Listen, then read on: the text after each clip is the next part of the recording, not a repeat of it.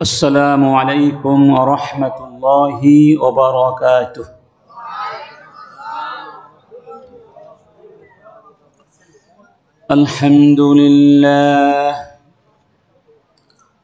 الحمد لله نحمده ونستعينه ونستغفره ونعوذ بالله من شرور أنفسنا ومن سيئات أعمالنا من يهد الله فلا مضل له ومن يضلل فلا هادي له ونشهد أن لا إله إلا الله وحده لا شريك له ونشهد أن محمدًا عبده ورسوله أما بعد فأعوذ بالله من الشيطان الرجيم بسم الله الرحمن الرحيم هو الذي أرسل رسوله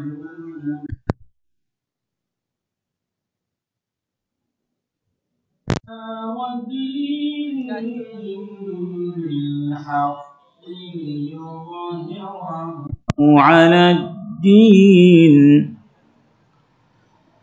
ليظهره على الدين كله ولو كره المشركون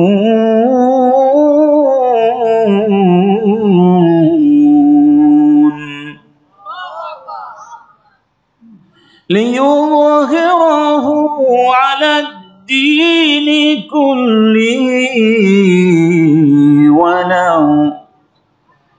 ولو كره المشركون صدق الله العظيم إن الله وملائكته يصلون على النبي يا أيها الذين آمنوا صلوا عليه وسلموا تسليما اللهم صل على مولانا محمد وعلى آل سيدنا مولانا محمد سيد الكونين والثقلين والفريقين من عرب ومن عجم اللهم صل على مولانا محمد وعلى آل سيدنا مولانا মুহাম্মদ। আপনাদের ক্ষুধা লেগেছে? ঘুম আসে? ক্লান্ত? তাহলে দরুদ পড়তে এতটা অনীহা কেন? রাসূলের মহব্বত আছে? কম না বেশি? মোহাব্বতের দাবি আস্তে পড়া নাকি একটু জোরে পড়া, নাকি আরো আস্তে পড়তে হবে? দেখি তো কত মোহাব্বত আছে। আকাশ বাতাসকে মুখরিত করে আসসালাতু আলান নবী একটু পড়ছি আমরা। আল্লাহুম্মা সাল্লি আলা মাওলানা মুহাম্মাদ ওয়া আলা আলি সাইয়্যিদিনা মাওলানা মুহাম্মাদ। সাহাবায়ে কেরাম রাসূলের ভালোবাসায় হাসতে হাসতে জীবন দিয়েছেন, আর আমরা একটু দরুদ পড়তে এত ক্লান্ত বোধ করছি কেন? আল্লাহু আকবার। এক সাহাবীর নাম ছিল যায়েদ বিন জাসানা রাদিয়াল্লাহু আনহু। তাকে যখন মক্কার মুশরিকরা ধরে নিয়ে গেল, মরু প্রান্তরে হত্যা করা হবে, সেই দৃশ্য দেখার জন্য অসংখ্য মুশরিক সেখানে হাজির হয়েছিল। তখন মক্কার নেতা ছিলেন আবু সুফিয়ান। যায়েদ বিন জাসানাকে আবু সুফিয়ান প্রশ্ন করেছিলেন, যায়েদ, এই মুহূর্তে যদি আমরা তোমাকে ছেড়ে দেই আর তুমি নিরাপদে তোমার বাড়িতে চলে যাও, লাউ আনতা ফি বাইতিক, তুমি যদি তোমার বাড়িতে নিরাপদে চলে যাও আর তোমার জায়গায় যদি তোমার নবী মুহাম্মদকে ধরে এনে হত্যা করা হয়, তুমি কি খুশি হবে না? অবস্থাটা কেমন ছিল একটু ভেবে দেখেন তো। তারা তাকে হত্যা করবে, সমস্ত আয়োজন প্রস্তুত, হত্যা করা হবে। হত্যা করে তারা তাকে কেটে টুকরো টুকরো করবে, হাত কেটে দিবে, কান কেটে দিবে, নাক কেটে দিবে। এগুলো জাহিলিয়াতের প্রথা ছিল। শত্রুকে হত্যা করে তাকে অঙ্গহানি করে দেয়া। কিছুক্ষণ পরেই তাকে হত্যা করা হবে। তিনি বললেন, আমাকে তোমরা ছেড়ে দিবে, আমার জায়গায় আমার নবীকে ধরে এনে হত্যা করবে। তা সহ্য করে নেয়া তো দূরের কথা, আমার নবী এখন কোথায় আছেন আমি জানি না। কেউ যদি এসে আমাকে বলে আমার নবীকে, আমার নবীর গায়ে গোলাপ ফুলের কাঁটা আঘাত করেছে, সেই আঘাত পর্যন্ত আমি সহ্য করতে পারবো না। আর তুমি বলছো আমাকে ছেড়ে দিয়ে আমার জায়গায় আমার নবীকে হত্যা করবে, আমি তা সন্তুষ্ট চিত্তে মেনে নিব? তা কোনোদিন হয় না। আমি আমার জীবনের চেয়ে আমার নবীকে বেশি ভালোবাসি। সুবহানাল্লাহ। তখন যদি তিনি বলতেন আমি খুশি হব, তাহলেই তাকে তারা ছেড়ে দিত, তিনি নিরাপদে চলে আসতে পারতেন স্ত্রী পুত্র পরিজনদের কাছে। কিন্তু রাসূলের ভালোবাসার পরাকাষ্ঠা দেখিয়েছিলেন। তখন আবু সুফিয়ান চিৎকার করে বলেছিলেন, ওয়াল্লাহি মা রাআইতু আহাদান ইউহিব্বু আহাদান কাহুব্বি আসহাবি মুহাম্মাদিন মুহাম্মাদান। মুহাম্মদকে তার বন্ধুরা কিভাবে ভালোবাসে, কত ভালোবাসে, এরকম মানুষ মানুষকে ভালোবাসতে পারে তা আমরা কোনোদিন দেখি নাই। আল্লাহু আকবার। তারা ছিলেন এরকম ভালোবাসার অধিকারী, আর আমরা এখন একটু দরুদও পড়তে পারছি না, আর দাবি করছি রাসূলকে ভালোবাসি। ভালোবাসা কি দাবি করলেই হয়? প্রমাণ করতে হয় না? কি বলেন, হয় না? বিলাল ইবনে আবি রবাহ মৃত্যু শয্যায়, সাকারাতুল মাউত যেন শুরু হয়ে গেল। তার স্ত্রী পাশে বসে বসে কান্না করছেন আর বলছেন, ও মুসিবাতা, ও মুসিবাতা, মুসিবত, কত বড় মুসিবত স্বামীর মৃত্যু স্ত্রীর জীবনে। সবাই বুঝতে পারছেন, স্বামী যখন চলে যায় স্ত্রীর একটা ডানা ভেঙে যায়, বরং তার ছায়াটাই তো চলে যায়, অভিভাবক যেন চলে যায়। তিনি বলছেন মুসিবত। বিলাল স্ত্রীকে বলছেন মৃত্যুর কঠিন মুহূর্তে, লা তাকুলি ওয়া মুসিবাতা বাল কুলি ওয়া ফারহাতা ওয়া ফারহাতা। স্ত্রীকে বললেন মুসিবতের কথা বলো না, বরং বলো ওয়া ফারহাতা, কি আনন্দ, কি আনন্দ। কিসের আনন্দ? বিলাল বললেন মৃত্যু তো মুসিবত আমার জন্য নয়, কারণ এই মৃত্যু নামক প্রাচীর উঠে গেলে আমি তো আমার নবীর কাছে চলে যেতে পারবো। গাদান নালতাকি মুহাম্মাদান ওয়া আসহাবা, আমি আমার নবীর কাছে যাচ্ছি, আমার বন্ধুদের কাছে যাচ্ছি, আমার কোনো কষ্ট নেই, আমার কোনো দুঃখ নেই। আনন্দ, কি আনন্দ! সুবহানাল্লাহ। মৃত্যুকে তারা আনন্দের সাথে গ্রহণ করেছেন। কি জন্য? মুহাম্মাদুর রাসূলুল্লাহ সাল্লাল্লাহু আলাইহি ওয়াসাল্লামের মহব্বতে। সেই মহব্বত কি আমাদের থাকা উচিত কিনা বলুন? আমরা জীবিত নাকি মরে গেছি? আমার সামনে যারা বসে আছেন সবাই জীবিত ইনশাআল্লাহ। হাইয়ুন ইউরজাকুন, হাইয়া ইউরজাকুন। জীবিত হলে মাঝে মধ্যে একটু কথা বলতে হবে, পারবেন না ইনশাআল্লাহ?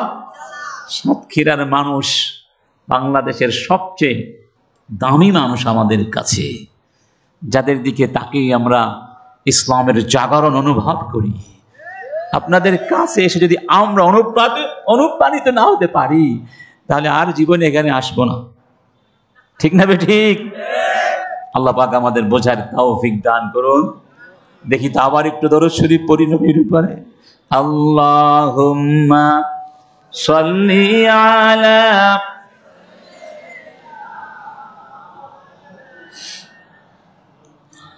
ওয়া আলা আলি সাইয়্যিদিনা।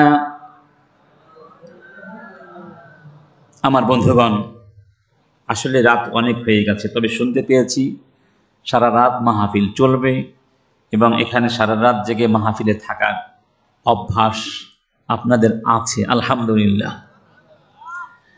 তো একটু কষ্ট দিতে চাই সবাইকে, যদি আপনারা রাগ না করেন। একটু কষ্ট দিতে পারি আপনাদেরকে?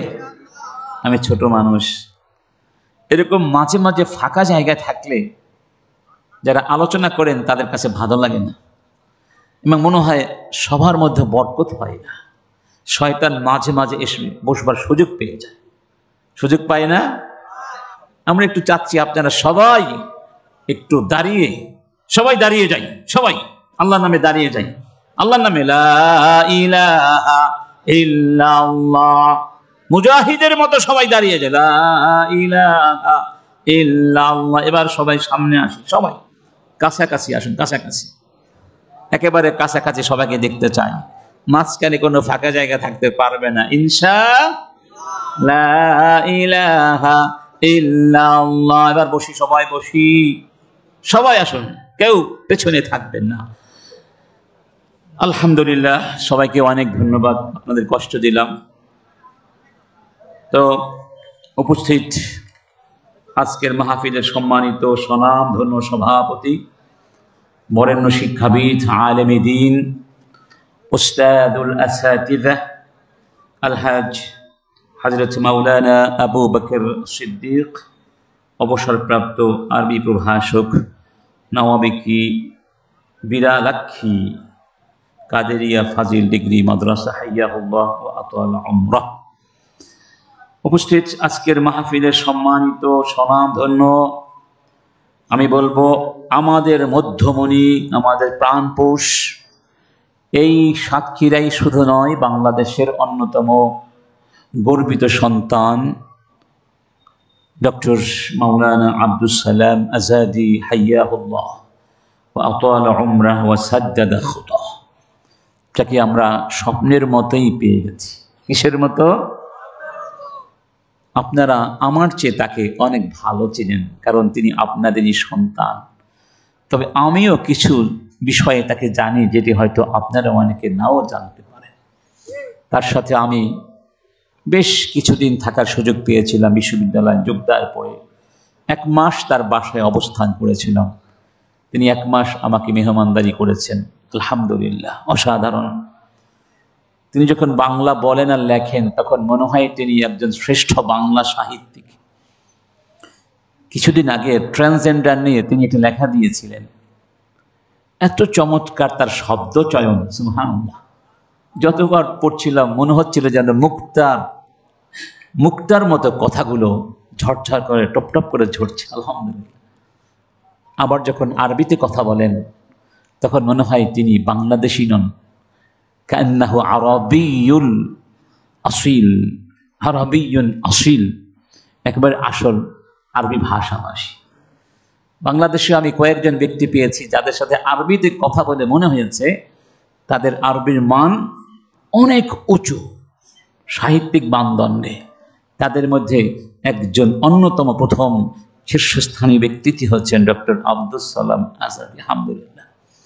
আর একজন, তিনিও তার কলিগ ডক্টর গিয়াসউদ্দিন তালুকদার, অনেকে তাকে চিনবেন, চট্টগ্রাম বাড়ি, চট্টগ্রাম বিশ্ববিদ্যালয়ের আরবিতে তিনি প্রফেসর, আলহামদুলিল্লাহ। তো তিনি আসলে আমার জন্য ওস্তাদ সমতুল্য। আমি যখন তার বাসায় ছিলাম তখন আমি মাত্র জয়েন করেছি, আমাকে নিয়ে বিভিন্ন প্রতিষ্ঠানে যেতেন, আলোচনা করতেন। আমি দেখতাম তিনি কিভাবে আলোচনা করেন, বাচ্চাদের স্কুলে গিয়ে বাচ্চাদের মতো করে কি সুন্দর করে কথা বলছেন। আমি সেগুলো একটু একটু করে শিখে এই পর্যায়ে আসতে পেরেছি, আলহামদুলিল্লাহ। এই 2 জন ব্যক্তিকে আমি অনুসরণ করেছি বিশেষ করে। এরপরে এই সাতক্ষীরার একজন উস্তাদ ছিলেন আমার, যিনি আমার জীবনের মোড় ঘুরিয়ে দিয়েছিলেন ছাত্র জীবনে। যখন সারসিনা মাদ্রাসায় পড়তাম, তাকেও আপনারা চিনবেন, হযরত মাওলানা রিদওয়ানুল করিম। তিনি সারসিনার মুহাদ্দিস ছিলেন, খুলনা আলিয়ার মুহাদ্দিস ছিলেন, দুনিয়া থেকে চলে গেছেন রাহিমাহুল্লাহ। তো এই জন্য সাতক্ষীরার সাথে আমাদের আত্মার অস্তিত্বের গভীর ভালোবাসার বন্ধন আছে। সেই বন্ধনের টানে আপনাদের কাছে ছুটে এসেছি। আল্লাহ পাক আমাদের এই বন্ধনকে স্থায়ী করে দিন, আমিন। শুধু দুনিয়ায় নয়, পরকালে যেন এই ভালোবাসার বাঁধন, ঈমানের বাঁধন, ভ্রাতৃত্বের বাঁধন, আদর্শিক বাঁধন আমাদের মাঝে টিকিয়ে রাখেন। এই বাঁধনকে যেন ফলপ্রসূ করে দেন, সবাই বলে আমিন। আজকে আরো অনেক গণ্যমান্য বরেণ্য বিদগ্ধ আলোচকবৃন্দ রয়েছেন। হযরত মাওলানা আব্দুল গফফার তিনি আলোচনা করেছেন, অসাধারণ। মাওলানা হাসিবুল্লাহ মিসবাহ তিনি আলোচনা করবেন, তিনি হাফিজে কোরআন, আলহামদুলিল্লাহ, অসাধারণ আলোচনা করবেন আশা করি ইনশাআল্লাহ। এবং মধুভাষী বক্তা হযরত মাওলানা আবু বকর সিদ্দিক সুন্দরবন, তিনিও ইনশাআল্লাহ আলোচনা করবেন। আরও যারা যারা রয়েছেন আলোচক হিসাবে, আল্লাহ পাক সবাইকে কবুল করে নিন, আমিন। সম্মানিত উপস্থিতি, তো আল্লাহ রাব্বুল আলামিন আমাদেরকে কোরআনের মাহফিলে আসার তৌফিক দান করেছেন। এই গভীর রাতে বসে বসে কোরআন হাদিসের কথাগুলো শোনার জন্যে তৌফিক দিয়েছেন, সুযোগ দিয়েছেন। সেজন্যে আপনারা খুশি নাকি মনে কোনো কষ্ট আছে? দেখি তো কারা কারা খুশি হয়েছেন। সবাই খুশি? সত্যি খুশি? প্রমাণ কি? বলুন না আলহামদুলিল্লাহ। খুশি হলে কি বলতে হয়? ইন্না লিল্লাহ। কি বলতে হয়? একটু জোরে বলুন না। আকাশ বাতাসকে মুখরিত করে বলুন আলহামদুলিল্লাহ। রব্বুল আলামিন বলছেন, وَقُلِ الْحَمْدُ لِلَّهِ الَّذِي لَمْ يَتَّخِذْ وَلَدًا وَلَمْ يَكُنْ لَهُ شَرِيكٌ فِي الْمُلْكِ وَلَمْ يَكُنْ لَهُ وَلِيٌّ مِّنَ الذُّلِّ وَكَبِّرْهُ تَكْبِيرًا। যেই রব্বুল আলামিন মহাবিশ্বের মালিক, যার কোনো শরীক নেই, এই মহাবিশ্বের নিরঙ্কুশ সত্তাধিকারে যার কোনো অংশীদার নেই, যার কোনো ছেলে মেয়ে নেই, সেই রবের প্রশংসা করে বলো আলহামদুলিল্লাহ। কারণ মহাবিশ্ব সৃষ্টি করেছেন কে? যদি মহাবিশ্ব সৃষ্টি না করতেন আমরা কি পৃথিবীতে আসতে পারতাম? আলহামদুলিল্লাহিল্লাযী লাহু মা ফিস সামাওয়াতি ওয়া মা ফিল আরদ ওয়া লাহুল হামদু ফিল আখিরাহ ওয়া হুয়াল হাকীমুল খাবীর। সব প্রশংসা সেই মালিকের। আকাশে যা কিছু সবই তার, জমিনে যা কিছু সবই তার। শুধু দুনিয়ায় প্রশংসা নয়, ওয়ালাহুল হামদু ফিল আখিরাহ, পরকালেও শুধু তারই প্রশংসা চলবে। দুনিয়ায় চলবে কার প্রশংসা? পরকালে চলবে কার প্রশংসা? সকালে কার প্রশংসা? বিকালে কার প্রশংসা? জমিনে কার প্রশংসা? আকাশে কার প্রশংসা? ফাসুবহানাল্লাহি হিনা তুমসুনা ওয়া হিনা তুসবিহুন। সকাল বেলা বলবে সুবহানাল্লাহ, বিকাল বেলা বলবে সুবহানাল্লাহ। ওয়া লাহুল হামদু ফিস সামাওয়াতি ওয়া ফিল আরদি। সকালে আকাশে তার প্রশংসা, জমিনেও তার প্রশংসা। ওয়া আশিয়াম ওয়া হিনা তুযহিরুন। রাতে কার প্রশংসা, দিনে কার প্রশংসা। আল্লাহু আকবার। সব জায়গায় শুধু কার প্রশংসা। আপনি ভাবছেন আপনি প্রশংসা না করলে আল্লাহর মনে হয় অনেক ক্ষতি হয়ে যাবে না? ওরা এখন আল্লাহ প্রশংসা সহ্য করতে পারছে না। কেন আমরা আলহামদুলিল্লাহ বলে আল্লাহ প্রশংসা করব? এটা নাস্তিকদের কলিজার মধ্যে আঘাত লাগে। এই জন্য আলহামদুলিল্লাহ এমন জোরে বলতে হবে, নাস্তিকদের কলিজায় গিয়ে যেন একদম বোমার মতো আঘাত করে।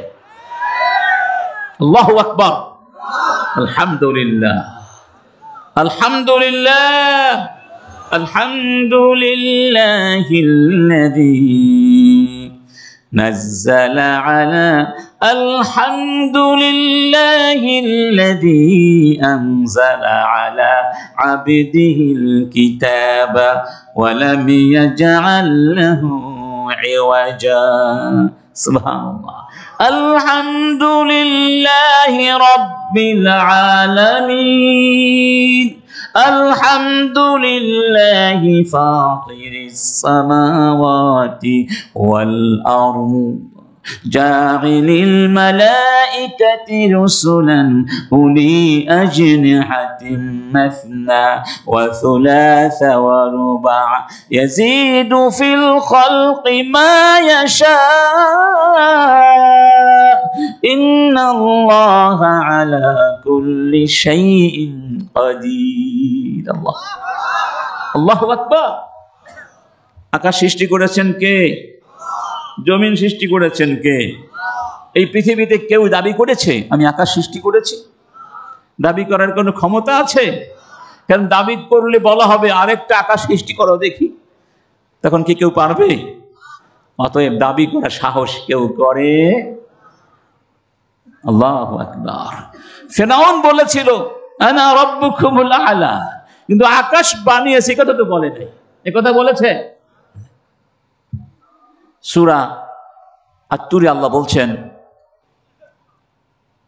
আম খুলিকু মিন গায়রি শাইইন আম হুমুল খালিকুন আম খালাকুস সামাওয়াতি ওয়াল আরদি বাল লা ইউকিনুন আম ইনদাহুম খাযাইনু রাব্বিক আম হুমুল মুসাইয়্যিরুন। এক সাহাবীর নাম ছিল জুবাইর বিন মুতআম।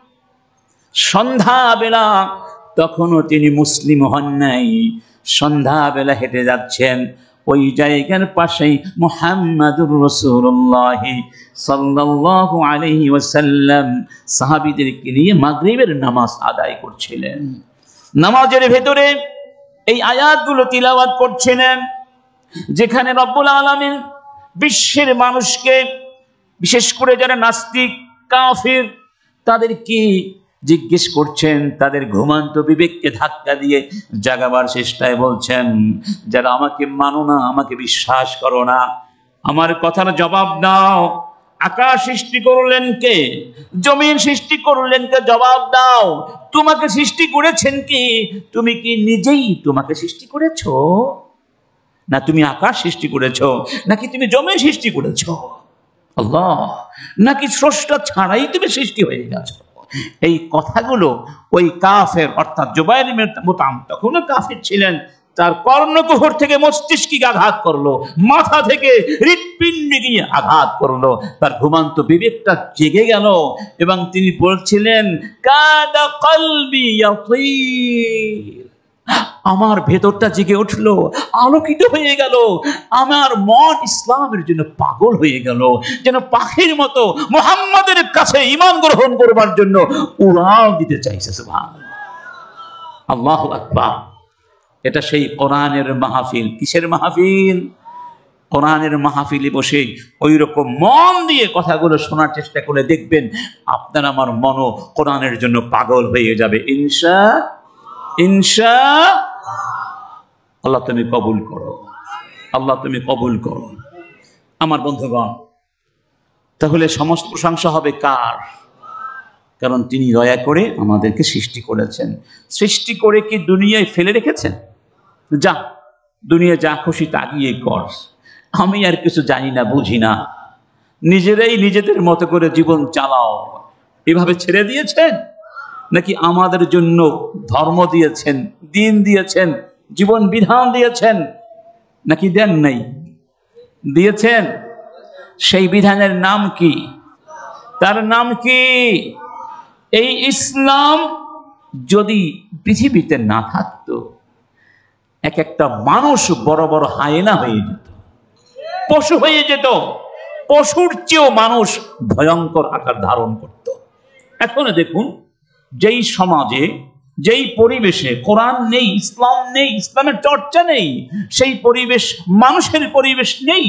আপনার বাংলাদেশেও দেখুন, জাহাঙ্গীরনগর বিশ্ববিদ্যালয়ের মেধাবী ছাত্ররা স্বামীকে আটকে রেখে তার স্ত্রীকে সারা রাত ধরে নির্যাতন চালায়নি? এই অপকর্ম পশুরা করেছে? কোন পশুরা কর্ম করে না। মানুষ যখন ইসলাম থেকে দূরে চলে যায়, ধর্ম থেকে দূরে চলে যায়, তখন মানুষ আর মানুষ থাকে না, মানুষগুলো ভয়ঙ্কর পশু হয়ে যায়, পশুর চেয়েও খারাপ হয়ে যায়।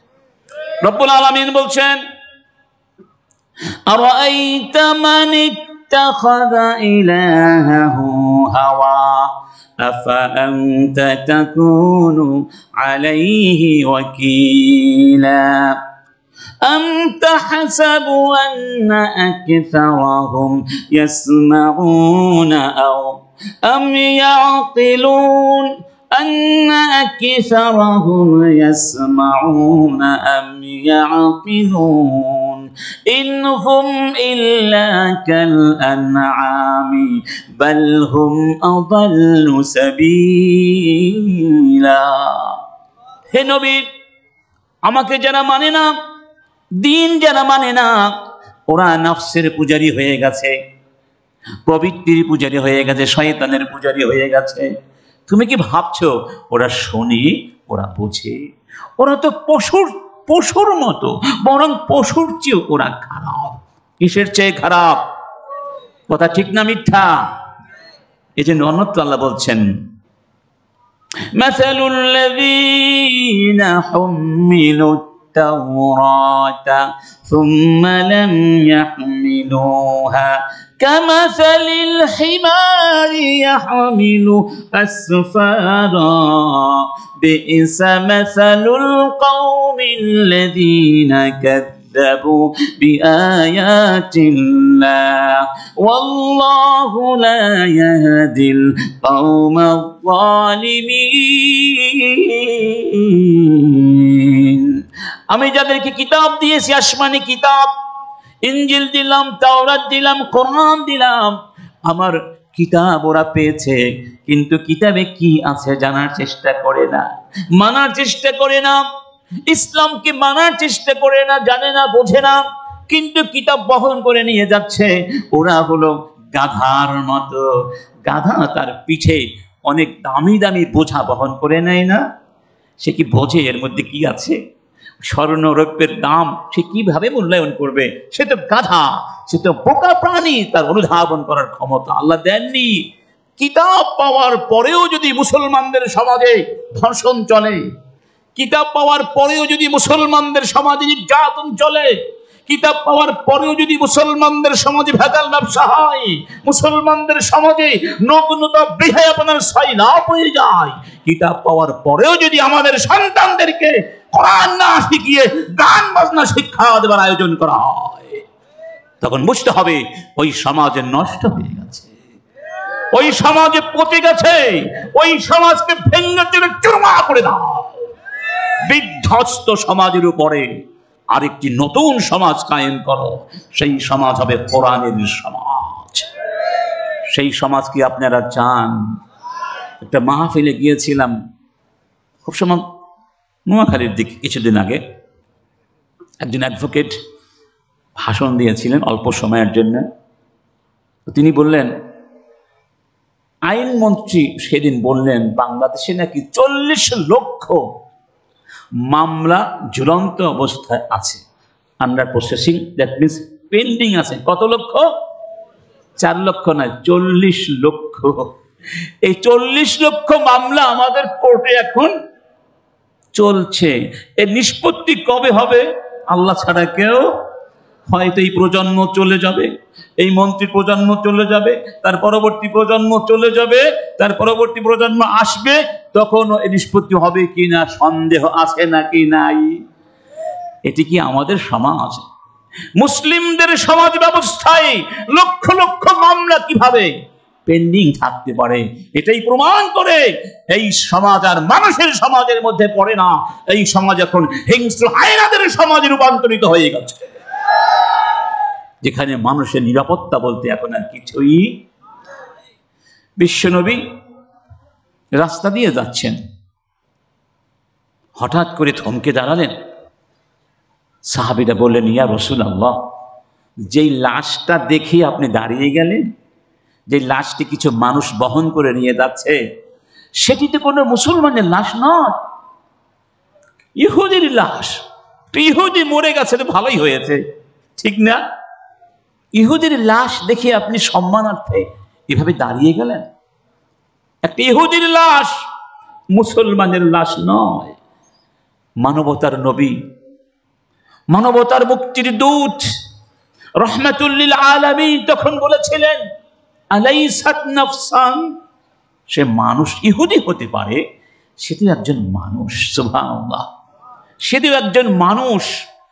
একজন মানুষ হয়ে জন্ম নিলে তার কয়েকটি মৌলিক অধিকার সাব্যস্ত হয়ে যায়, যেখানে হস্তক্ষেপ করা পৃথিবীর কারো জন্য বৈধ নয়। সেগুলো কি? হিফযুন নফস, হিফযুল মাল, হিফযুল আকল, হিফযুল আন-নাসল, হিফযুল ইরদ, ধর্ম, হিফযুদ্দিন, ধর্ম রক্ষা, জীবন রক্ষা, জ্ঞান রক্ষা, সম্পদ রক্ষা, সম্মান, পৈতৃক পরিচয়, নসব রক্ষা করা। এই সব ক্ষেত্রে আক্রমণ করা, আঘাত করা, হস্তক্ষেপ করা কোনোভাবেই কারো জন্য বৈধ রাখা হয়। এই 5টি জিনিস যদি আমরা মেনে চলতাম, এই সমাজে খুনাখুনি থাকতো? বলুন, খুনাখুনি থাকতো? কিভাবে থাকতো না? সেটিও ইসলাম আমাদের সামনে পেশ করেছে বাস্তব নমুনা হিসাবে।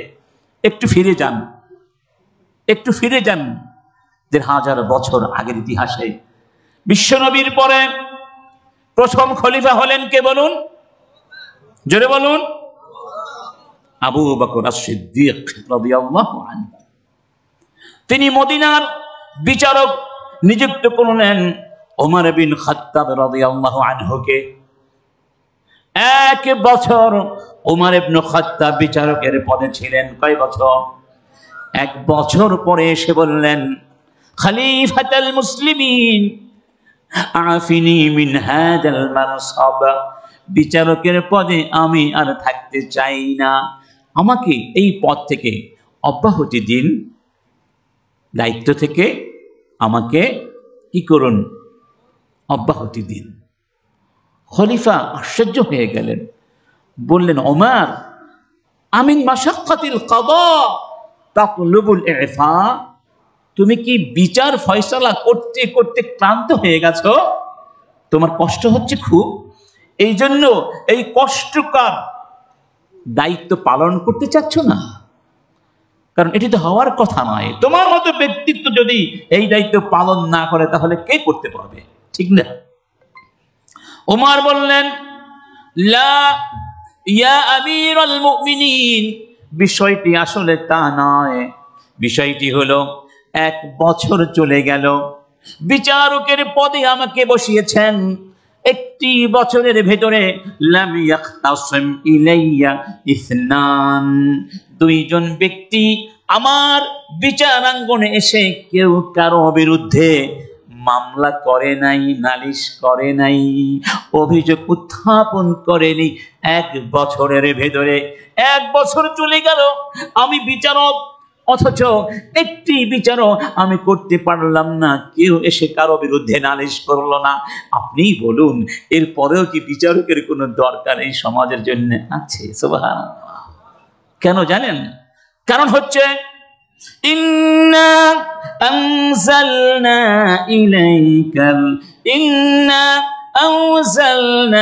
ইলাইকাল কিতাবা লিতাহকুমা বাইনান নাসি বিমা আরাকাল্লাহ ওয়া লা তাকুন লিল খাইনিনা খাসীমা।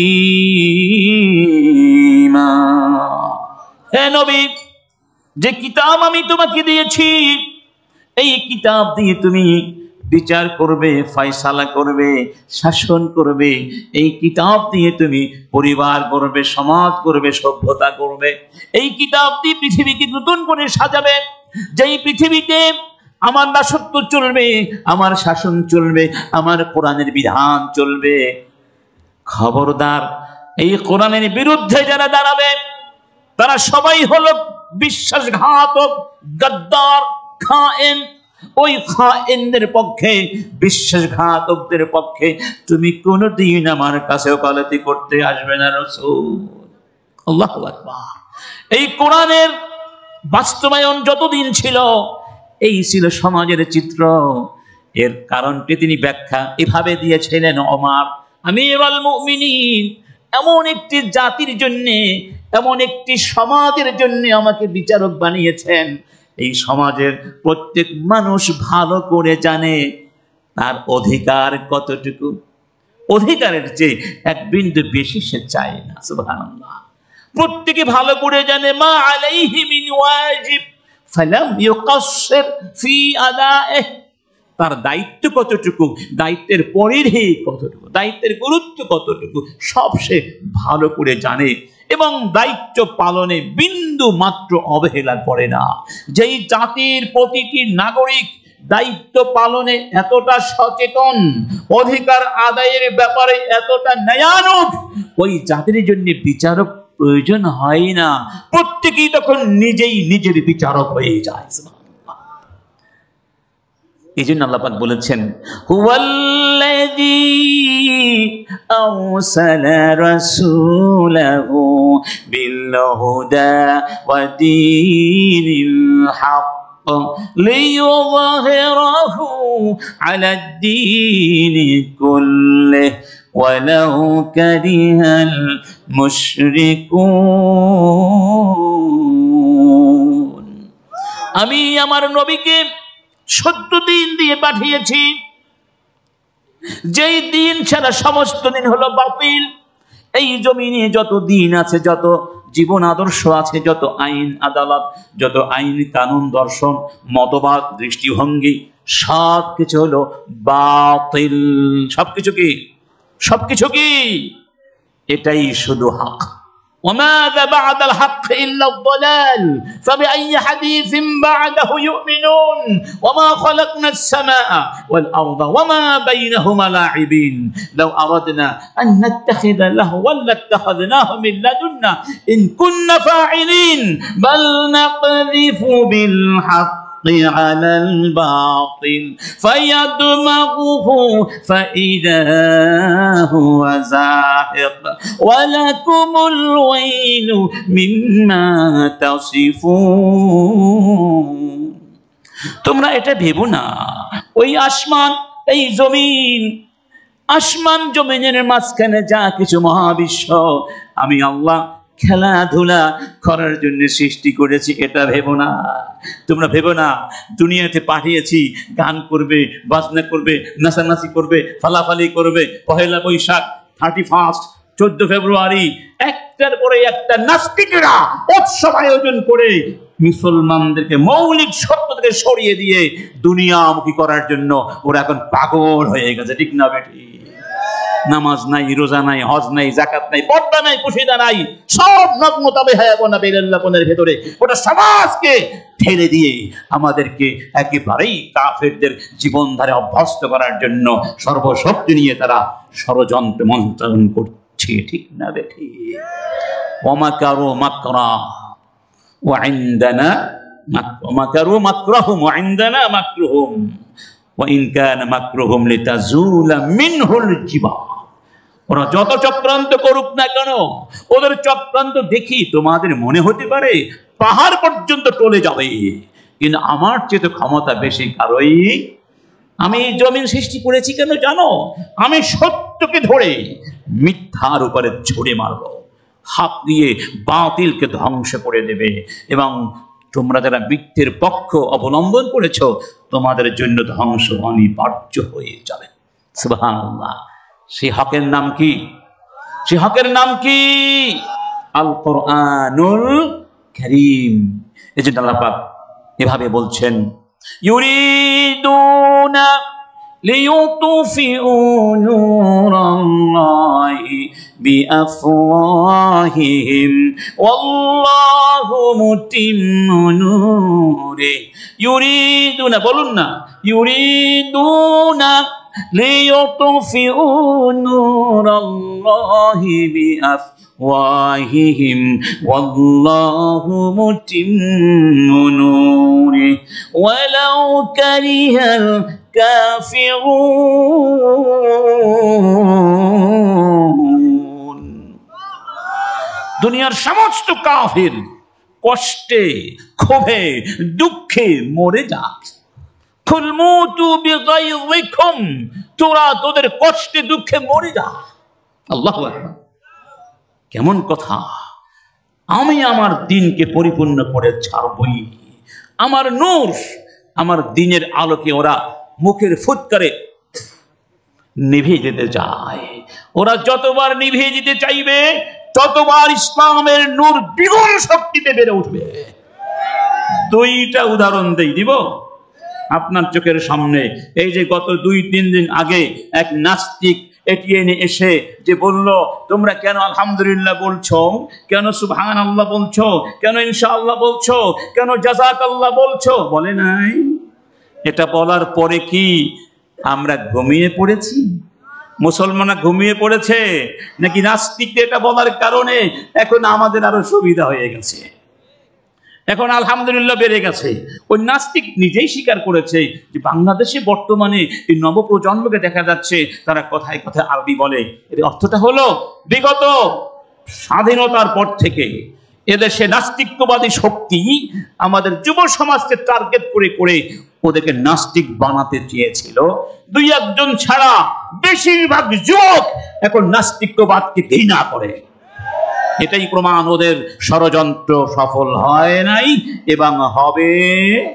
ওরা যত চক্রান্ত করবে আলহামদুলিল্লাহ বলার পরিমাণ তত বেড়ে যাবে, ইনশাআল্লাহ বলার পরিমাণ তত বেড়ে যাবে। এই প্রজন্ম, আগামী প্রজন্ম ইসলামের পক্ষে আরো বেশি বেশি কথা বলবে। আজকে দেখলাম একটা ছোট্ট মেয়ে, মেয়েটার নামটা ভুলে গিয়েছি আমি। এই ছোট্ট মেয়েটা নিয়মিত সে বিভিন্ন অনুষ্ঠান ফেসবুকে পোস্ট করে, বিভিন্ন কন্টেন্ট তৈরি করে। তো খুবই ভালো মেয়েটা, ছোট্ট একটা মেয়ে সে যে জবাবটা দিয়েছে নাস্তিকের আলহামদুলিল্লাহ বলার বিরুদ্ধে, আশ্চর্য হওয়ার মতো। সুবহানাল্লাহ। অতএব আমরা নিরাশ নই, নিরাশ কারণ তুমি আলহামদুলিল্লাহ না বললে কি হবে? সবাই আলহামদুলিল্লাহ বলার জন্য আমরা পাগল। আর একবার আলহামদুলিল্লাহ বললে কি, আলহামদুলিল্লাহ তামলাউল মিজান, আল্লাহর মিজানকে পুরা করে দেয়। সুবহানাল্লাহ। দাউদ আলাইহিস সালাম একবার বলেছিলেন, হে রব, আমাকে তোমার মিজানটা একটু দেখাবে, যেই দাড়িপাল্লা দিয়ে তুমি মানুষের আমল হিসাব নিকাশ অর্থাৎ ওজন করবে, একটু দেখাবে। তখন তাকে দেখানো হয়েছিল। তিনি দেখে বললেন, হে রব, এই পৃথিবীতে এমন কোন মানুষ কি আছে যেই ব্যক্তি তার আমল দিয়ে এই মিজানকে পুরা করতে পারবে? এত বড় মিজান, 7টা আসমান জমিন দিলেও তারপরও সেখানে আরো সংকুলন হওয়ার ক্ষমতা রাখে। এত বড় মিজান আল্লাহ তৈরি করে রেখেছেন। রব্বুল আলামিন তখন বললেন, ইয়া দাউদ, আমি যখন আমার কোন বান্দার উপরে খুশি হয়ে যাই, তখন একটা খেজুর পরিমাণ আমল করলেও সেটা দিয়ে আমি মিজানকে ভরে দিতে পারি। সুবহানাল্লাহ। আলহামদুলিল্লাহ তামলাউল মিজান, একবার যদি কেউ বলে আলহামদুলিল্লাহ, মিজানটা পুরা হয়ে যাবে। আবার একবার যদি কেউ বলে আলহামদুলিল্লাহ ওয়া সুবহানাল্লাহ তামলাউ আও তামলাআনি মা বাইনাস সামাওয়াতি ওয়াল আরদি, আকাশ আর জমিনের মাঝখানে যত বিশাল দূরত্ব আছে, এই দূরত্বগুলো রব্বুল আলামিন নেকি দিয়ে ভরে দেন। মান ক্বালা সুবহানাল্লাহি ওয়া বিহামদিহি ফি কুল্লি ইয়াউমিন 100 মাররা, যেই ব্যক্তি প্রতিদিন 100 বার বলবে, সকালে বিকালে বলুন সুবহানাল্লাহি ওয়া বিহামদিহি, সুবহানাল্লাহি ওয়া বিহামদিহি, গুফিরা লাহু মা তাকদ্দামা মিন যামবি, হুত্তাত খাতায়াহু ওয়ালাউ কানাত মিসলা যাবাদিল বাহর, সাগরের মহাসাগরের ফেনা পরিমাণ গুনাহও যদি সেই ব্যক্তি করে থাকে, তার সমস্ত গুনাহ রব্বুল আলামিন মুছে দেবেন। এমন এক রবের আমরা গোলাম, যেই রব আমাদেরকে অনেক ভালোবাসেন। সুবহানাল্লাহ, বলুন না সুবহানাল্লাহ, সুবহানাল্লাহ। وذنون إذ ذهب مغاضبا فظن أن لن نقدر عليه فنادى في الظلمات أن لا إله إلا أنت سبحانك إني كنت من الظالمين فاستجبنا له ونجيناه من الغم وكذلك ننجي المؤمنين। আমার দুন্নুন ইউনুস আলাইহিস সালাম যখন মাছের পেটের মধ্যে চলে গেলেন, মাছের পেটের অন্ধকার, সমুদ্রের তলদেশের অন্ধকার, ঢেউয়ের অন্ধকার, রাতের অন্ধকার, যুলুমাতুন বা'দুহা ফাওকা বা'দ, অন্ধকার তার উপরে অন্ধকার, বহুমাত্রিক অন্ধকারের ভেতরে বসে তিনি বললেন সুবহানাক, সুবহানাল্লাহ, সুবহানাল্লাহ বলবেন না? তাসবিহ করলেন কা, তার সেই আর্তনাদ আরশের গায়ে গিয়ে মৌমাছির মতো গুঞ্জরণ করতে লাগলো। ফেরেশতারা বললেন, রব, মনে হয় অনেক সুদূরে বসে তোমার এক বান্দা বিপদাপন্ন অবস্থায় আছেন, তোমাকে ডাকছেন, তুমি কি তাকে সাহায্য করবে না? রব্বুল আলামিন বললেন, এই কণ্ঠস্বর কান তোমরা চিনতে পারো নাই? ফেরেশতারা বললেন, রব্বুল আলামিন চেনা চেনা লাগে, বড় চেনা চেনা আপন মনে হয়, কিন্তু পুরোপুরি চিনতে পারছি না। রব্বুল আলামিন বললেন, এই কণ্ঠস্বর তো আমার ইউনুসের কণ্ঠস্বর।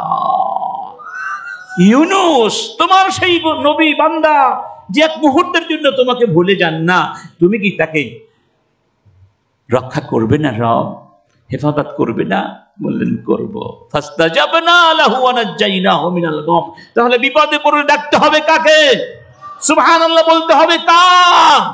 বিপদ থেকে বাঁচাতে পারেন শুধু কে?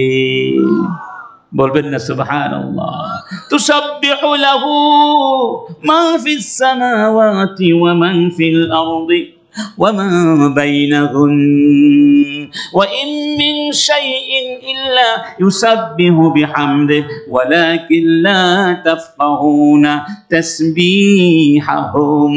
আকাশে এমন কিছু নাই, জমিনে এমন কিছু নেই, এই দুয়ের মধ্যে এমন কিছু নেই যেই বস্তু আল্লাহর তাসবিহ করে না।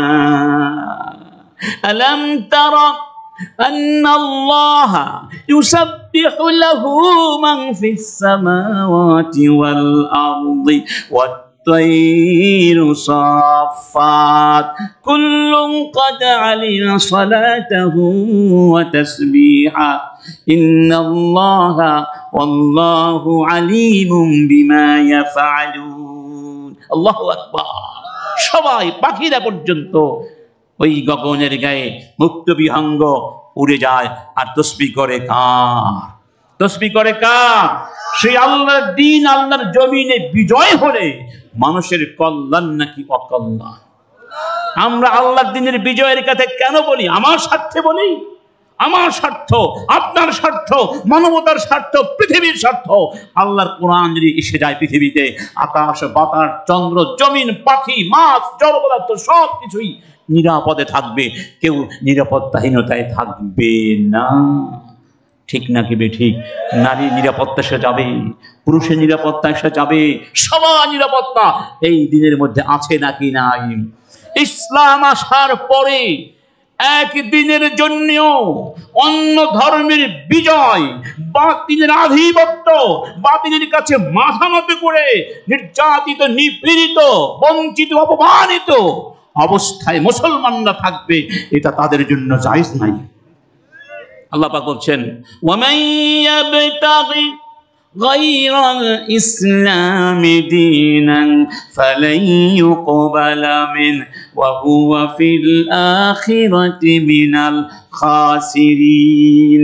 ইসলামকে ছেড়ে যদি অন্য কোনো পথ ধরেছ, তোমাদের কপালে দুঃখ আছে নাকি নাই? ওয়ালা তাহিনু ওয়ালা তাহজানু ওয়ালা তাহিনু, ওয়াহানুন থেকে দুর্বল হয়ে যেও না, দুশ্চিন্তা মগ্ন হয়ে যেও না। ওয়া আনতুমুল আলাউনা, তোমরাই শ্রেষ্ঠ, তোমাদেরকে আমি শ্রেষ্ঠ বানিয়েছি। এই শ্রেষ্ঠত্বটা, এই নেতৃত্ব তোমাদেরকে স্কন্ধে তুলে নিতেই হবে। যদি মুমিন হতে পারো, আমি তোমাদেরকে সাহায্য করব, চিন্তা করো না। ওয়া কানা হাক্কান আলাইনা নাসরুল মুমিনিন, তোমাদেরকে সাহায্য করা আমার জন্য ওয়াজিব হয়ে যাবে। রব্বুল আলামিন কি ইব্রাহিম আলাইহিস সালামকে সাহায্য করেন নাই? করেন নাই? তারা আগুনের মধ্যে তাকে দেয়নি? কালু হাররিকুহু ওয়ানসুরু আলিহাতাকুম ইন কুনতুম ফাইলিন। ইব্রাহিমকে ধরো, বিশাল আগুনের গর্তের মধ্যে ফেলে দাও, তোমরা তোমাদের ওই আলেহা উপাস্যগুলোর পক্ষে দাঁড়াও। তারা আগুনে ফেলে দেয়নি। কি অন্যায় করেছিলেন তিনি বলুন? ইব্রাহিম আলাইহিস সালাম কি নমরুদের রাষ্ট্রীয় ক্ষমতা ছিনিয়ে নিয়েছিলেন, নাকি কারো বাড়িঘর আগুন দিয়ে জ্বালিয়ে দিয়েছিলেন? তিনি সত্যের পক্ষে দাঁড়িয়েছিলেন। সমস্ত নবী সত্যের পক্ষে দাঁড়াতে গিয়েই বাতিলের রক্তচক্ষু মোকাবিলা করেছেন, করেন নাই? কিন্তু নবীদের সাথে যুক্তি দিয়ে তারা পারে নাই। যুক্তির মানদণ্ডে তারা পরাজিত হয়ে পেশি শক্তি ব্যবহার করেছে। আজকের পৃথিবীতেও বাতিল ইসলামের সামনে দাঁড়িয়ে মোকাবিলা করতে পারে না যুক্তি দিয়ে। এই জন্য তারা আমাদের কণ্ঠস্বরকে বন্ধ করার জন্য সমস্ত পৃথিবীতে পেশি শক্তিগুলোই ব্যবহার করে যাচ্ছে। ইব্রাহিম আলাইহিস সালাম তার কওমের কাছে গিয়ে বলেছিলেন, ইয ক্বালা লিকাওলি আবিহি ওয়া কওমিহি মা তা'বুদুন। বাবাকে বললেন, কওমকে বললেন, এগুলো কিসের পূজা করো তোমরা? নিজেদের হাত দিয়ে তৈরি করে আবার সেগুলোর পূজা করছো। তারা বলল, ক্বালু না'বুদু আসনামান ফানাযাল্লু লাহা আকিফিন। আমরা মূর্তির পূজা করি, দেখো না, আর এই মূর্তির পূজা করতেই থাকবো, নাউযুবিল্লাহ। কত বড় বেয়াদব, ইন্না লিল্লাহি। বুঝতে চায় না।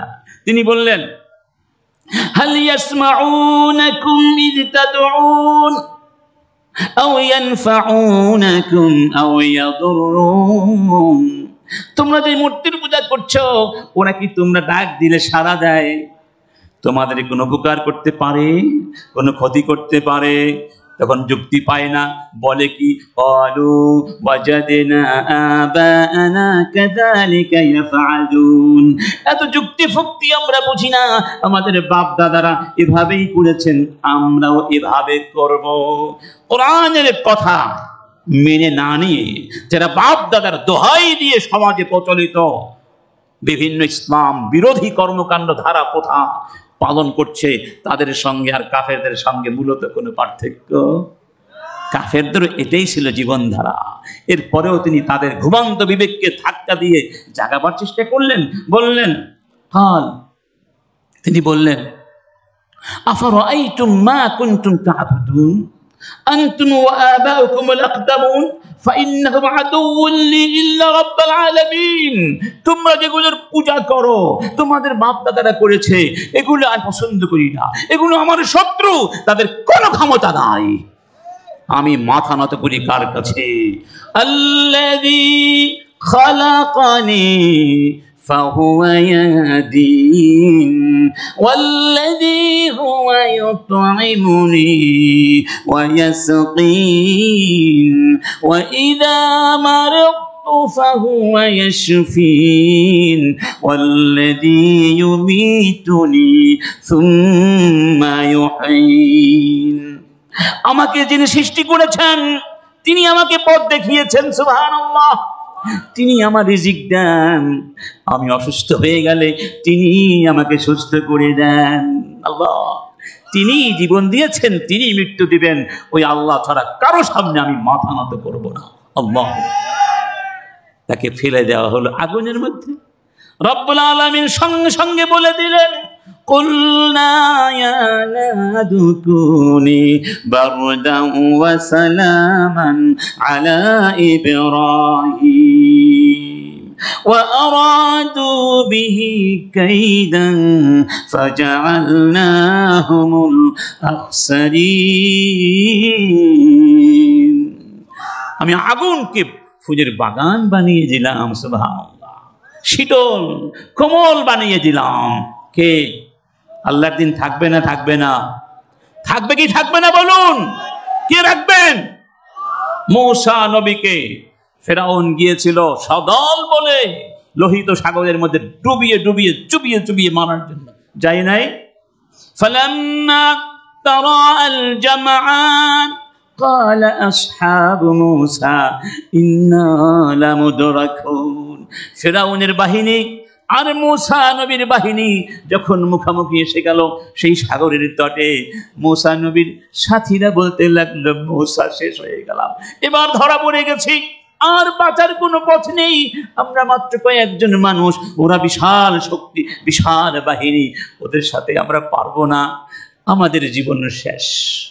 মূসা নবী বললেন, কাল্লা ইন্না মাইয়া রাব্বী সায়াহদিন।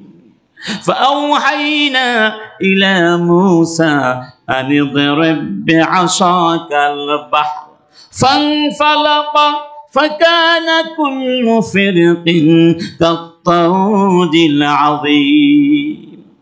رب العالمين বলেন, মূসা মূসা আঘাত করো জমিনে, আঘাত করো সাগরে। আঘাত করা হলো, সাগরের মধ্যে রাস্তা তৈরি করে দিলেন কে? যে কথা বলছিলাম, ওরা আমাদেরকে জিকির করতে আলহামদুলিল্লাহ বলতে বাধা দেয়।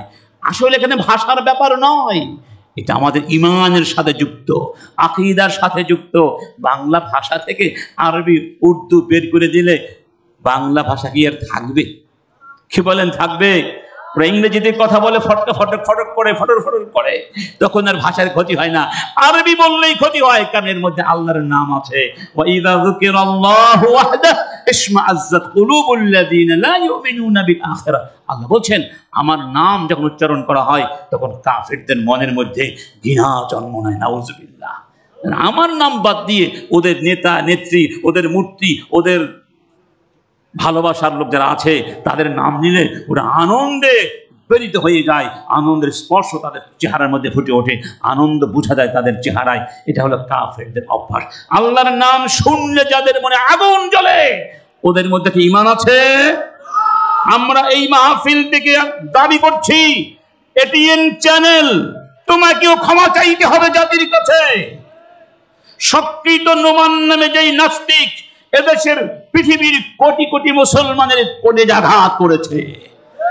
আমাদের ইতিহাস, ঐতিহ্য, সভ্যতা সংস্কৃতির বিরুদ্ধে দাঁড়িয়েছে, তাকে শাস্তি দিতে হবে। সরকারের কাছে আমাদের আবেদন, অনতিবিলম্বে এই নাস্তিককে ধরে শাস্তির ব্যবস্থা করুন। এই জাতির মধ্যে বিভক্তি সৃষ্টি করতে চায়, জাতিকে নাস্তিকবাদ বানাতে চায়। কি দুঃখের কথা, আমাদের সমাজে থাকে, আমাদের দেশে খাওয়া দাওয়া করে, কিন্তু চিন্তা করে কাফেরদের মাথা দিয়ে, কাফেরদের মেধা দিয়ে। এগুলো জাতির কুলাঙ্গার সন্তান, এগুলো জাতির গাদ্দার খায়েন সন্তান। এই পৃথিবীর কোন জাতি তার গাদ্দার সন্তানকে ক্ষমা করে না। গাদ্দারদের একমাত্র শাস্তি হলো মৃত্যুদণ্ড। এই জন্যই বলা হয়েছে মান বাদ্দালা দীনাহু ফাকতুলু। যে কথা আমরা বলতে চাই, এই দিন বেঁচে থাকুক, এই দিন বিজয়ী হোক, কারা কারা চান? এই দিনকে বিজয়ী করতে হলে কয়েকটা কাজ আমাদের করতেই হবে। এক নম্বর কাজ হচ্ছে দিনের শিক্ষা সর্বত্র ছড়িয়ে দিতে হবে। স্কুল, কলেজ, বিশ্ববিদ্যালয়গুলোতে শিক্ষা আছে, কিন্তু কোরআনের শিক্ষা নাই, হাদিসের শিক্ষা নাই, ইসলামী আখলাকের শিক্ষা নাই। যে শিক্ষার মধ্যে কোরআন থাকে না, যে শিক্ষার মধ্যে হাদিস থাকে না, যে শিক্ষার মধ্যে ইমানের চেতনা নেই, দোতনা নেই, চারিত্রিক মূল্যবোধ নেই, সেই শিক্ষার 2 পয়সার দামও নাই। ওই শিক্ষা মানুষকে মানুষ বানায় না, মানুষকে হিংস্র হায়েনা বানায়, মানুষকে উন্নত দুর্নীতিবাজ বানায়, মানুষকে উন্নত ডাকাত বানায়, মানুষকে সার্টিফিকেটদারি ডাকাত বানায়। ঠিক না ঠিক?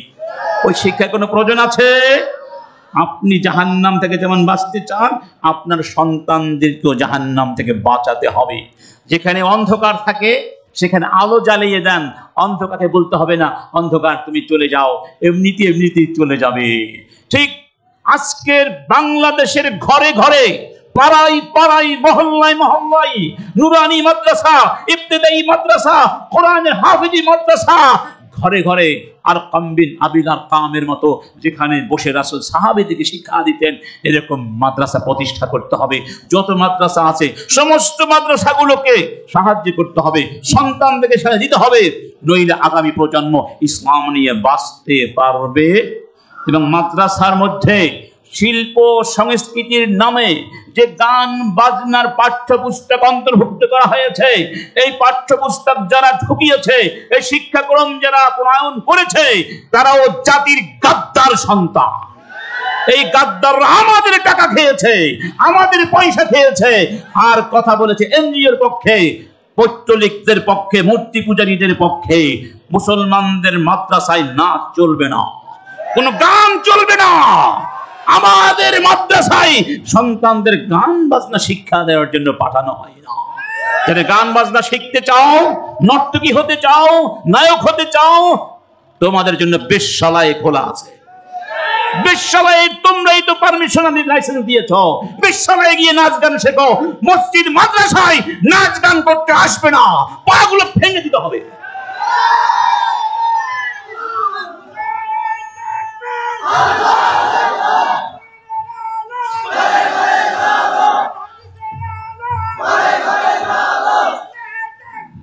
আল্লাহু আকবার। রব্বুল আলামিন বলছেন, ইয়া আইয়ুহাল্লাযীনা আমানু কু আনফুসাকুম ওয়া আহলিকুম নারা وقودها الناس والحجارة عليها ملائكة غلاظ شداد لا يعصون الله ما أمرهم ويفعلون ما يؤمرون। ইমানদারগণ, জাহান্নাম থেকে বাঁচো, সন্তানগুলোকে জাহান্নাম থেকে বাঁচাও। এই সন্তানগুলোকে বাঁচাবার দায়িত্ব তো আপনাদের সবার। ঠিক না বেঠিক? ইন্নাল্লাহা সাইলুন কুল্লা রাইন আম্মা ইসতারআহ আদাইয়াহা আম হাফিযা হাত্তা ইয়াসআল আর-রাজুল আন আহলি বাইতিহি। প্রত্যেক দায়িত্বশীলকে জিজ্ঞেস করা হবে, যাদের দায়িত্ব তোমাকে দিয়েছিলাম তাদেরকে ধ্বংস করেছ নাকি হেফাজত করেছ? প্রত্যেক পরিবারের প্রধানকে জিজ্ঞেস করা হবে, তোমার সন্তানকে, স্ত্রীকে, তোমার পরিবারের সদস্যদেরকে তুমি কি ধ্বংস করে দিয়েছিলে না তাতে মানুষ বানিয়েছিলে? যেই সমস্ত বাবা মা সন্তানকে কোরআন শিক্ষা না দিয়ে শুধুই ইংরেজি শেখায়, অঙ্ক শেখায়, ইতিহাস শেখায়, বিজ্ঞান শেখায়, হয়তো তারা অনেক বড় ইঞ্জিনিয়ার হয়ে যায়, ডাক্তার হয়ে যায়, কিন্তু তারা প্রথম যে আঘাতটা করে সেটা বাবা মাকেই করে। আজকে তারা মুসলিম সমাজে ইউরোপের মতো বাবা মাকে বাড়িঘর থেকে তাড়িয়ে দিয়ে বৃদ্ধাশ্রম তৈরি করে নাই। যেই সমাজে বৃদ্ধাশ্রম নামে গরুর খোয়ার তৈরি করা হয়, আর বৃদ্ধ মা বাবা যখন সন্তানদের কাছে পাওয়ার জন্য আকুতি করে, তাদেরকে শুধু টাকা দিয়ে মনে করে দায়িত্ব শেষ করে দিয়েছি, তাহলে আল্লাহটা বলতেন না ওয়াবিল ওয়ালিদাইনি ইহসানা? বা শব্দ আনতেন না। বা একটা বর্ণ, এই অর্থ হচ্ছে ইলতিসাক, মানে লেগে থাকা। বাবা মার সঙ্গে লেগে থাকতে হবে, বাবা মাকে কাছে রাখতে হবে। বাবা মা তোমার টাকার জন্য পাগল নয়। বাবা মা যেভাবে তোমাকে ভালোবাসা দিয়ে মানুষ করেছেন, তাদেরকেও ওই বৃদ্ধাবস্থায় ভালোবাসা দিয়ে লালন পালন করতে হবে। এটা কোরআনের শিক্ষা। এই শিক্ষা আর ওদের বস্তুগত পাশবিক শিক্ষার মধ্যে তুলনা করলে বুঝতে পারবেন, কোরআনের শিক্ষা যেখানে নাই, সেখানে মানুষগুলো আর মানুষ থাকে না। সন্তানদের কোরআন শিক্ষা দিতে রাজি ইনশাআল্লাহ। 3 নাম্বার, ইসলামের বিজয় যদি আপনি অর্জন করতে চান, ওরা যে জিনিসটিকে বেশি ভয় করে, যেই জিনিসটির বিরুদ্ধে সারাক্ষণ মিথ্যে প্রপাগান্ডা করে বিশ্ববাসীকে আমাদের বিরুদ্ধে খেপিয়ে দিয়ে আমাদের মুসলমানদের নাম দিয়েছে জঙ্গি, নাকি বেঠিক? তার নাম জিহাদ। তার নাম কি? জিহাদের পরিভাষা আমি বানিয়েছি না আপনি বানিয়েছেন? কে দিয়েছেন? ইন্নামাল মুমিনুনা আল্লাযীনা আমানু বিল্লাহি ওয়া রাসূলিহি সুম্মা লাম ইয়ারতাবু ওয়া জাহাদু বিআমওয়ালিহিম ওয়া আনফুসিহিম ফি সাবিলিল্লাহ উলাইকা হুমুস সাদিকুন। আল্লাহ বলেছেন তারাই সত্যিকার ঈমানদার, যারা ঈমান এনেছে আল্লাহর উপরে, রাসূলের উপরে, এরপরে আর কোনোদিন বিন্দু মাত্র সন্দেহ পোষণ করেনি। এবং এর প্রমাণ হলো জীবন দিয়ে, সম্পদ দিয়ে আমার দ্বীনের বিজয় সাধনের জন্য জিহাদ করেছে। ওরাই হলো সত্যবাদী। ইয়া আইয়ুহান নবী জাহিদিল কুফারা ওয়াল মুনাফিকিনা ওয়াগলুদ আলাইহিম ওয়া মাওয়াহুম জাহান্নাম ওয়া বিসাল মাসীর। হে আমার নবী, কঠোর হতে হবে আপনাকে, জিহাদ করতে হবে কাফেরদের বিরুদ্ধে, অন্যায় বিরুদ্ধে। ওরা মনে করে কি জিহাদ মানে কাফেরকে ধরবো আর গুলি গুলি করে মারবো। আপনি আগেই বলেছি, রাসূল ইহুদির মৃত্যুতে সমবেদনা প্রকাশ করেছেন না? তাহলে আমরা কি কাফের দেখলে গুলি করে মারি? না, কাফের নয়, আমরা কাউকে কোনোদিন আক্রমণ করে গুলি করে মারতে পারবো না। হারাম। কাউকে অন্যায়ভাবে হত্যা করা হারাম, কাউকে অন্যায়ভাবে আঘাত করা হারাম। আল মুসলিমু মান সালিমা আল মুসলিমুনা মিন লিসানিহি ওয়া ইয়াদিহি। মুআয ইবনে জাবালকে রাসূল পাঠিয়েছিলেন ইয়ামানের শাসক বানিয়ে। বললেন, মুআয, ওখানে শুধু মুসলমানরাই থাকে না, মুসলিমরাও আছে, বিশেষ করে খ্রিস্টান আছে। তুমি তাদেরকে হত্যা করবে না, আঘাত করবে না, ইসলামের দাওয়াত দিবে। যদি গ্রহণ করে আহলান ওয়া সাহলান, আলহামদুলিল্লাহ। গ্রহণ না করলেও তাদেরকে তাদের ধর্ম পালনের সুযোগ করে দিবে। কারো বিরুদ্ধে যুদ্ধ পরিচালনা করবে। এরপরেও যদি তারা তোমাদেরকে আঘাত করতে আসে, তাদেরকে বলবে, এসো আমরা শান্তি চুক্তি করে শান্তিপূর্ণ সহাবস্থান করতে চাই, মারামারি চাই না, ধ্বংস বিবাদ চাই না।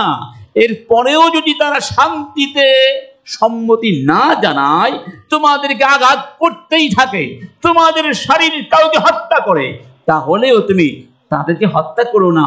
ওই নিহত ব্যক্তির লাশ তাদের সামনে এনে বলবে, আমাদের কাছে এখনো ভালো সমাধান আছে, এসো এখনো আমরা শান্তি চুক্তি করে মিলেমিশে থাকি। সুবহানাল্লাহ। এরপরেও যদি তারা শান্তির পথে না আসে, শান্তি প্রচেষ্টার সমস্ত অপশন বন্ধ হয়ে যায়, তখন তোমাদের সামনে একটা অপশন থাকবে, সেটা হলো যুদ্ধ। তার নাম কি? তোমরা তখন ঝাঁপিয়ে পড়বে আগ্রাসী শক্তির বিরুদ্ধে। এবং মনে রেখো, তখন যুদ্ধের ময়দান থেকে পালাতে পারবে না।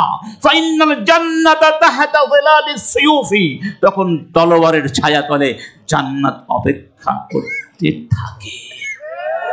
এই জিহাদের অনুভূতি, অন্যায়ের বিরুদ্ধে কথা বলার প্রেরণা, বাতিলের বিরুদ্ধে সত্যের ভূমিকা পালন করবার যেই ইমানি শক্তি, এই শক্তি যদি নিস্তেজ হয়ে যায় তাহলে মুসলমানদের পরাজয় অনিবার্য হয়ে যায়। পরাজয় ভেতর থেকে আসে, আমি মনে হয় পারবো না, আমাদেরকে দিয়ে হবে না। আজকে তাকিয়ে দেখুন প্যালেস্টাইনের মুসলমানদের দিকে, গোটা বিশ্বের সমস্ত পরাশক্তি তাদের বিরুদ্ধে দাঁড়িয়ে যুদ্ধ করছে, আর তারা গোটা বিশ্বের পরাশক্তির বিরুদ্ধে দাঁড়িয়ে ইমানি শক্তি নিয়ে জীবনের পরে জীবন দিয়ে যাচ্ছেন, শাহাদাতের পরে শাহাদাতের পেয়ালা পান করে যাচ্ছেন, কিন্তু তারা ইসলামের সম্মানকে, পতাকাকে মাটিতে পড়তে দেন না। ইসলাম لا تزال طائفة من أمتي ظاهرين على الحق لا يضرهم من خالفهم إلى أن تقوم الساعة أو كما قال الرسول عليه الصلاة والسلام। একটা দল আমার উম্মতের মধ্যে থাকবেই কিয়ামত পর্যন্ত, সত্যের পক্ষে তারা জিহাদ করে যাবে, কোন জালেমের রক্তচক্ষুতে ভয় করবে না, তারা সত্যের উপর অবিচল থাকবে। জিজ্ঞেস করা হলো, ইয়া রাসূলুল্লাহ, তারা কোথায় থাকবে? রাসূল কারীম বললেন, ফি বাইতুল মাকদাস ওয়া কিনা ফি বাইতুল মাকদাস, বাইতুল মুকদ্দাসের মধ্যে আশেপাশে থাকবে। আল্লাহু আকবার। আমার বিশ্বাস আজকের বিশ্বের সমস্ত জাতিগোষ্ঠী তাদের এই ইমানি অবিচলতা দেখে বিস্ময়ে তাকিয়ে আছে। এটি কি সম্ভব? এত প্রাসাদের ঘরের পরে বাড়ির পরে ভবনের পরে ভবন বিধ্বংস করে দেয়া হচ্ছে, হাজার হাজার মানুষ মৃত্যুর সঙ্গে পাঞ্জালট শহীদ হয়ে যাচ্ছে, তারপরও পরাজয় তারা বরণ করে নাই। এটাই হলো ইসলাম। এই জিহাদের চেতনা জাগিয়ে তুলতে হবে অন্যায়কে মূলোৎপাটিত করার জন্য, নইলে ইসলামের বিজয় আসবে আসবে। ইহুদিরা কথা দিয়ে কথা কোনোদিন রাখে নাই।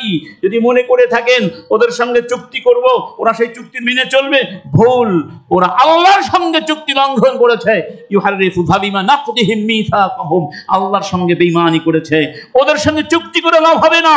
ওদের সঙ্গে এখন ভাষা একটাই, যুদ্ধের ভাষা। ভয় পেয়ে গেছেন আপনারা।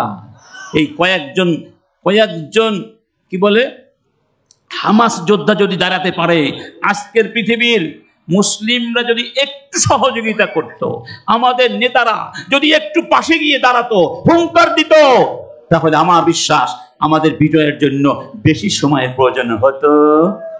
সর্বশেষ ওরা যেই জিনিসটি দিয়ে আমাদেরকে ধ্বংস করে দিতে চায়, নারী আর মদ, নারী মদ গান, নারী মদ গান, আছে নাকি নাই? যুবকদেরকে যদি এই তিনটা জিনিস দেওয়া যায়, এই যুবকদের সৃজনশীলতা, তাদের উদ্ভাবনী ক্ষমতা, তাদের প্রতিভার বিকাশ ওখানেই শেষ, ওখানেই। এই জন্য যাতে করে আমাদের যুবকেরা মাথা উঁচু করে দাঁড়াতে না পারে, তাদেরকে ভোগের ভেতরে ঠেলে দেওয়া হয়েছে। এবার তারা গান নিয়ে ব্যস্ত হয়ে গেছে, মদ নিয়ে ব্যস্ত হয়ে গেছে, নারী নিয়ে ব্যস্ত হয়ে গেছে, নগ্নতা বেহায়াপনা নিয়ে ব্যস্ত হয়ে গেছে। এই জিনিসগুলো বন্ধ না করতে পারলে আমাদের বিজয় আসবে আসবে আসবে। আর আমরা আজে বাজে গান শুনবো না। কারা কারা রাজি আছেন? গান বাজনা দিয়েছে শয়তান, আল্লাহ দিয়েছেন কোরআন। আচ্ছা, আজকে যে ইসলামী সঙ্গীতগুলো গিয়েছেন আমাদের ভাই ওবায়দুল্লাহ তারেক সাহেব, মজা লাগে নাই?